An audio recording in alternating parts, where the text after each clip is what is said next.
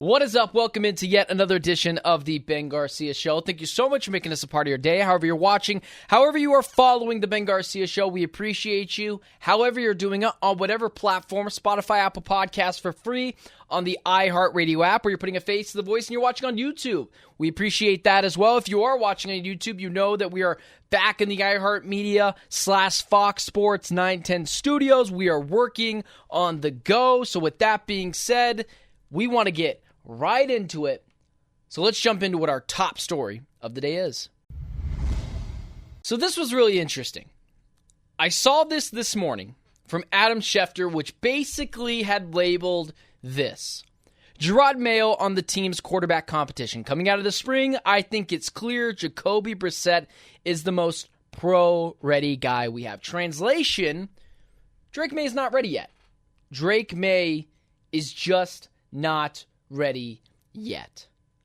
And if that's the case, maybe it's just Drake May isn't ready. But also maybe it's, if you can't beat out Jacoby Brissett, are you sure you have the right guy? I'm not asking for Drake May to be amazing. I'm not asking for Drake May to be a starter, bona fide Pro Bowl quarterback right away. But if he can't beat out Jacoby Brissett, that's a red flag for the Patriots offense. That's a red flag for the Patriots front office. And then you go over as well to the other conference, and you see the Minnesota Vikings have basically said, we're going to take our time with J.J. McCarthy. There's a better than good chance that he doesn't start the season. That would alarm me. Young quarterbacks, I'm never asking them to be immediately Aaron Rodgers. That's not what anyone should ask for. That's unrealistic, and I would agree that it's a unrealistic expectation to have for a quarterback. But here's what I will say. If you draft a guy, number 2 overall, and then you draft J.J. McCarthy, I believe was either 10th or 11th overall, you gotta be able to beat out Sam Darnold and Jacoby Brissett. The early returns, if this is true, what Gerard Mayo is saying, maybe he's just keeping the cards close to his vest. The early returns would not be good for Drake May. The early returns would not be good for J.J. McCarthy. Imagine if we saw a report, well, Caleb Williams is having a tough time beating out whoever the Bears' backup quarterback is. If I'm not mistaken, it's the hometown kid whose name I've already forgotten. I think his name is Tyler Badgett. Maybe I'm completely mistaken there. It's a backup quarterback, so why should I be able to name it? But if you're not able to beat out Jacoby Brissett or Sam Darnold, that's a red flag. And it's the things I worry about when drafting a quarterback. We get excited every single year because in quarterback-heavy drafts like this year, there could be 5 guys taken in the first round, or however many were taken this year. But only about 1 to 1.5 work out. 1 works out, 2 maybe. That's about the average for quarterbacks. So as we start to get to training camp and get to the NFL preseason, it's an interesting tidbit that the New England Patriots are openly coming out and saying, hey, lower your expectations for Drake May. He's not quite ready yet, which worries me. I like Drake May coming out of the draft. But I also like where quarterbacks get matched up with.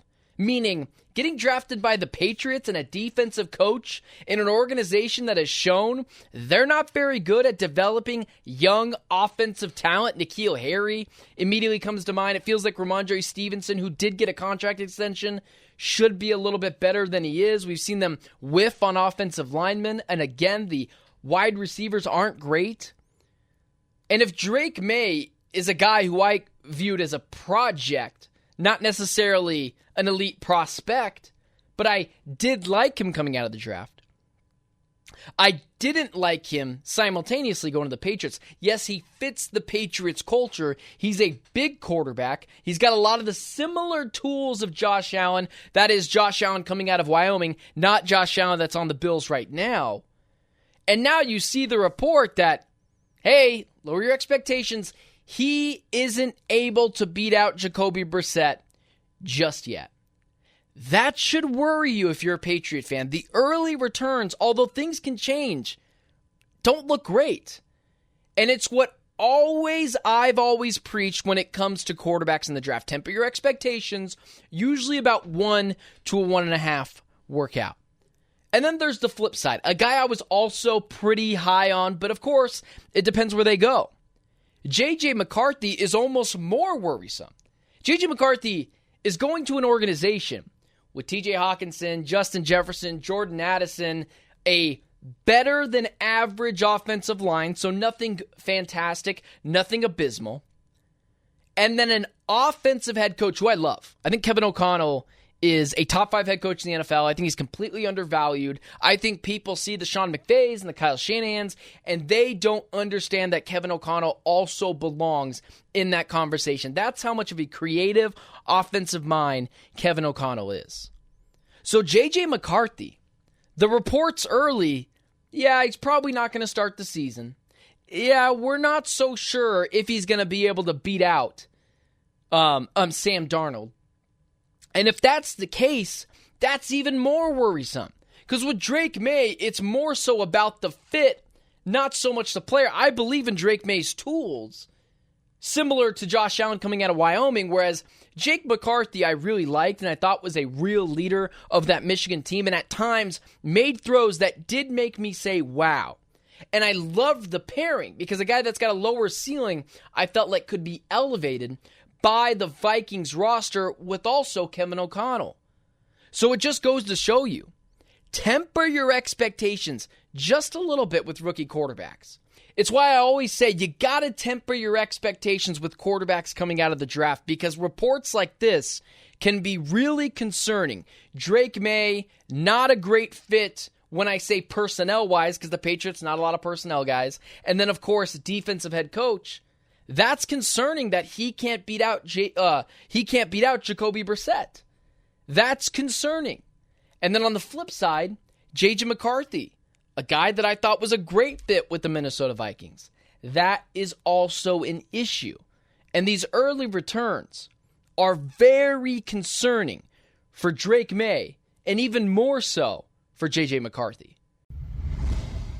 Let's jump back into the Arizona Cardinals. I haven't talked about my hometown Arizona Cardinals for a little bit. I love to feed the baby birds that have followed me early in the Arizona Cardinals spectrum of sports and the Arizona sports landscape.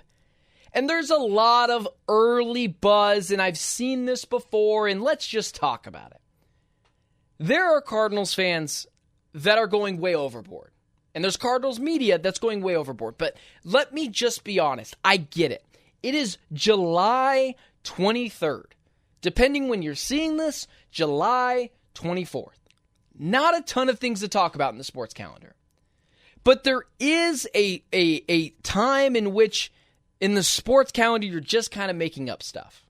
And at this point, this has started to teeter over the side of unrealistic for the Arizona Cardinals.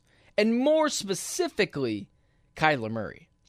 There has been a large audience within the Cardinals fan base, within the Cardinals media, that Kyler Murray could be an MVP candidate this year. Let me explain to you why that's not going to happen.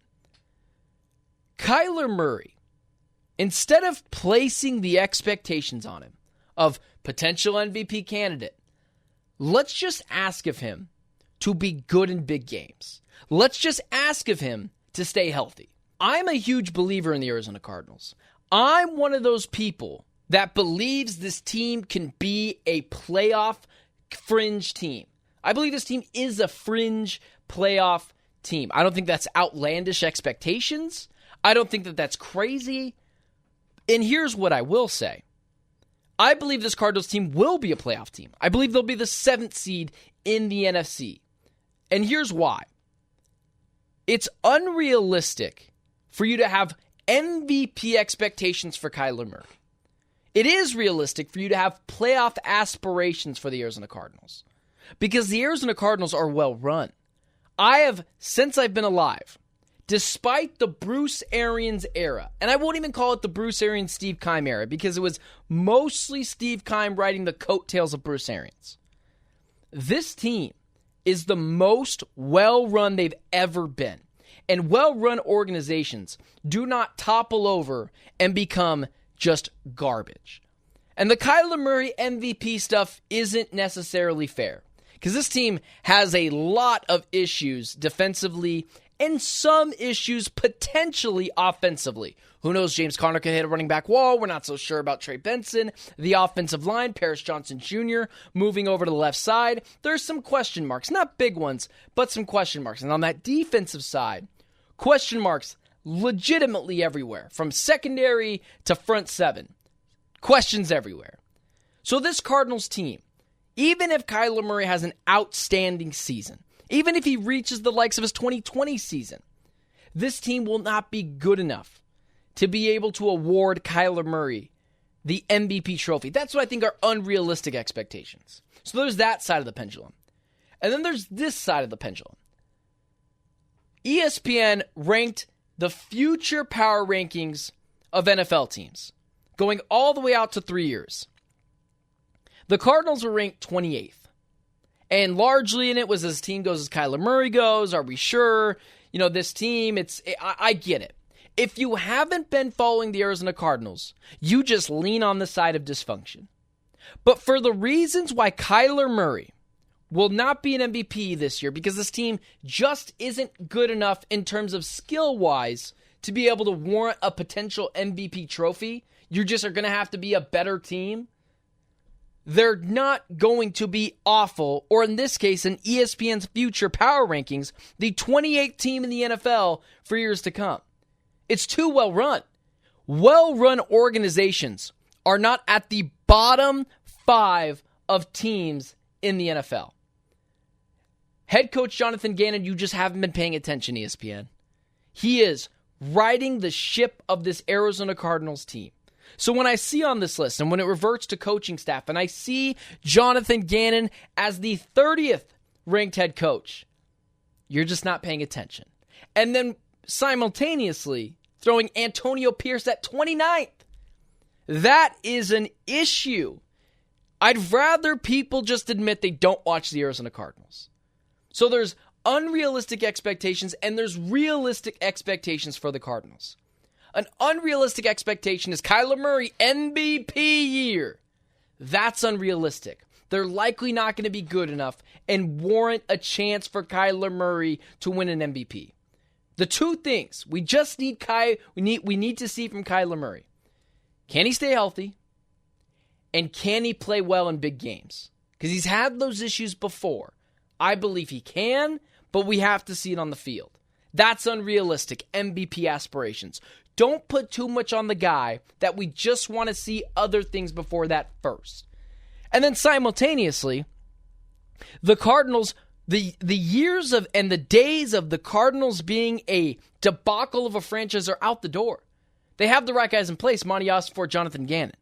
They will never be, in the tenure of those two guys, ranked the 28th best team in the NFL for years to come, according to ESPN's future power rankings.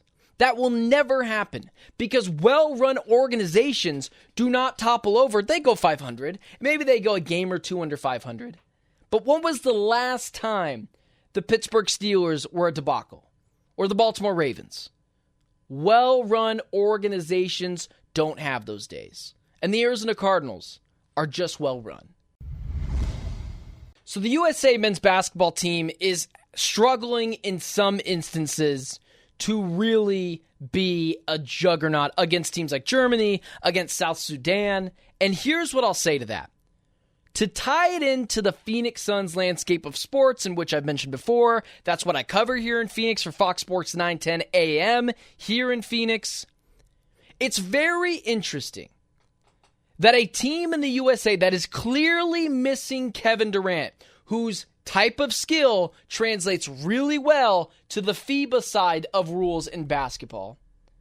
Whereas you have like Joel Embiid, who doesn't necessarily cater well to the rules in FIBA. It's a little bit more of a bump and punch and a more aggressive style of basketball. That's what the FIBA rules are. It's more or less 90s basketball, and in my opinion, better basketball. Now, it's not completely 90s. It's pretty close to that, but the jump shooting, the beautiful form that Kevin Durant has, it's very interesting that a Suns team that I've already discounted this year, I'm not bullish on the Phoenix Suns. I am very skeptical of the Phoenix Suns this year. I'm worried it could all blow up in their faces. But it is interesting because Devin Booker has been a plus 50 so far for the USA basketball team, and arguably their most important piece. And you could tell clearly they're missing Kevin Durant. They're missing clear shot making. They're missing a get a bucket guy. Steph Curry can be pushed around in these FIBA rules. He's still an awesome player, but he can be pushed around. Why is LeBron James so dominant in FIBA play?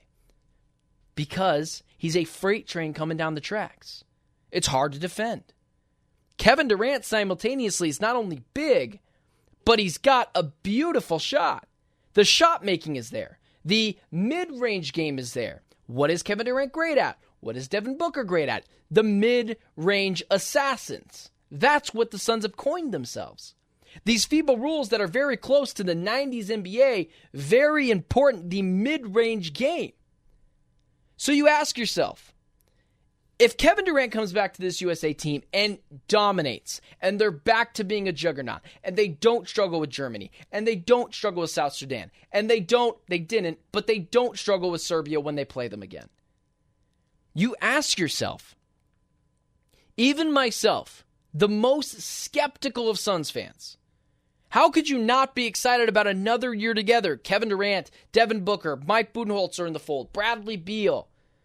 Grayson Allen's coming back after a very, very good year shooting the ball from three-point land.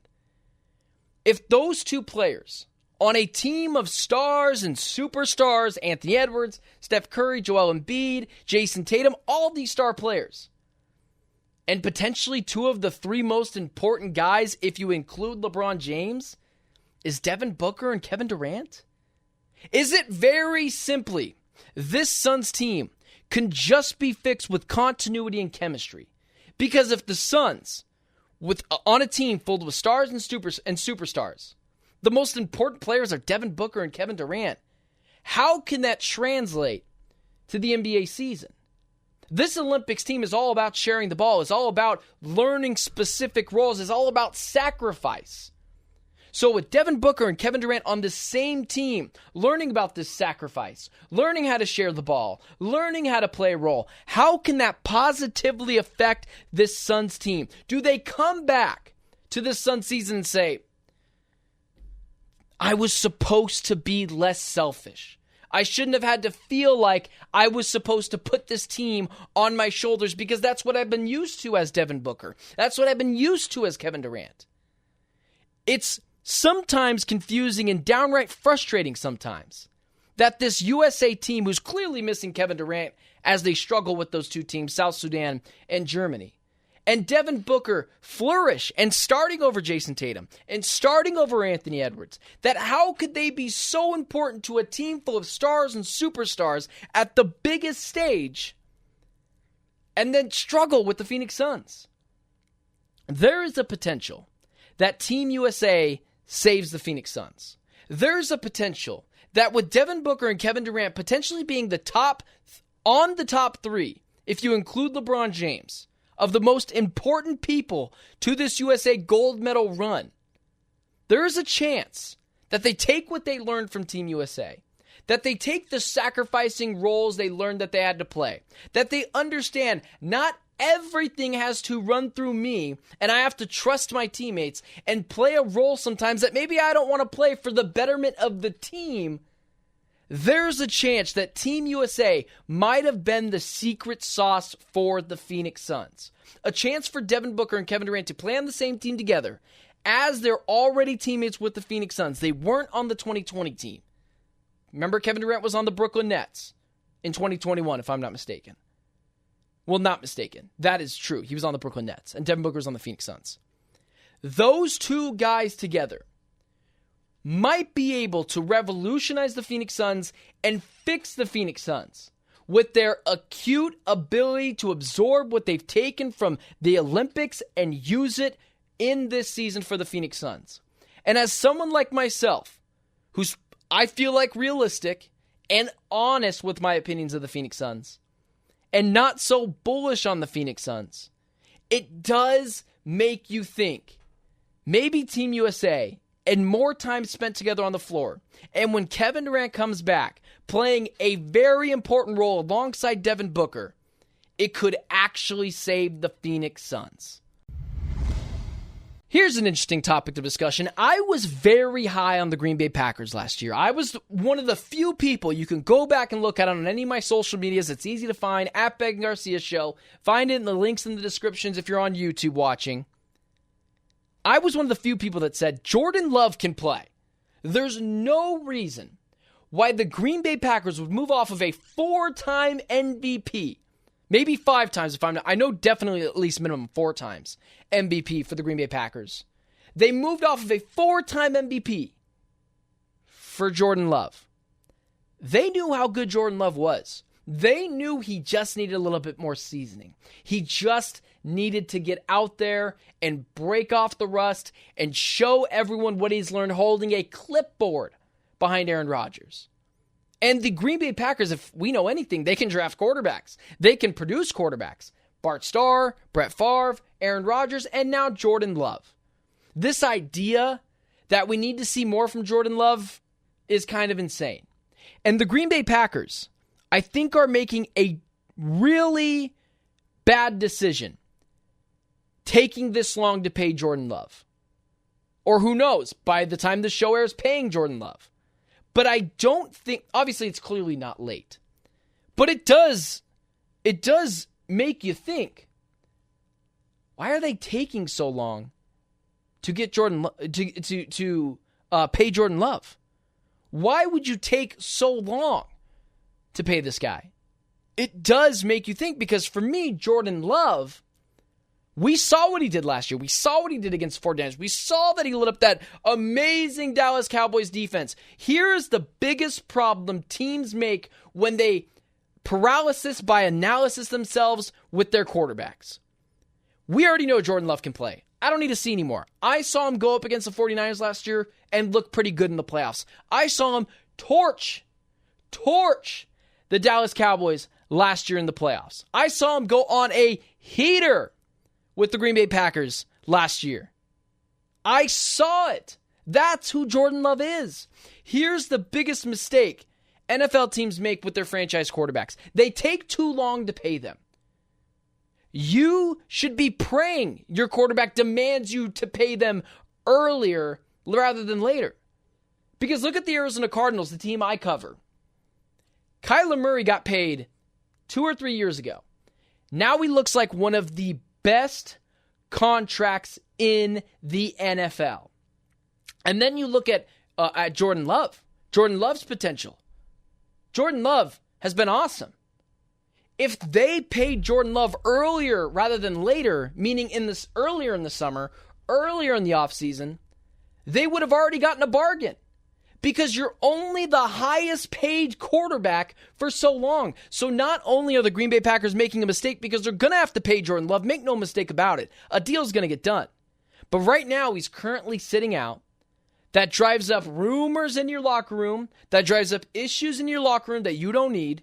You're going to pay a premium for him no matter what you think. You're going to pay a premium for him. And when you already pay the premium that you could have paid less for earlier, imagine if they would have got a deal done before Trevor Lawrence's deal, before insert quarterbacks here's deal. You're only the highest paid quarterback until the next quarterback gets paid. That is what it is in the NFL. The biggest issue teams make are taking too long to pay their quarterbacks. So with the Green Bay Packers, what are you doing? Throw a bag at Jordan Love. You're already late to this boat. You don't want to drive up the issues in the locker room of why aren't they paying our quarterback? He already proved it last year. Now he's sitting out in training camp. He won't practice. He's waiting on a new deal. Rightfully so. I get it. You want to get your bag. But the reasoning why you should always pay your quarterback sooner rather than later, when you know you have the guy and the Packers absolutely know they have their guy, is now they're going to pay a premium. There's going to be the issues of before of, well, they didn't want me before. There's issues in the locker room. Potentially, I'm not saying there will be, but there are rumors of, hey, why aren't they paying our quarterback? If you would have paid Jordan Love earlier, or any team, PSA to all teams, if you pay your quarterback earlier rather than later, you're going to get a bargain at some point. You have to do that sooner rather than later, because now you look at Trevor Lawrence, and Jordan Love is now more accomplished than Trevor Lawrence. You're going to have to pay him more than him. Jordan Love is going to be the highest paid quarterback in the NFL. And what does that do? Hurts your opportunities of going and getting other players. It hurts your potential of making another trade because it's so punitive to the salary cap, especially for a team that doesn't have an owner. So I'm not sure what the Green Bay Packers are waiting on. They clearly have their guy in Jordan Love. Avoid the distractions, avoid the issues, avoid the headlines on ESPN and Fox Sports, and just pay the guy, because he's only going to be the highest paid quarterback until the next quarterback gets his deal. And that's how it's always been in the NFL.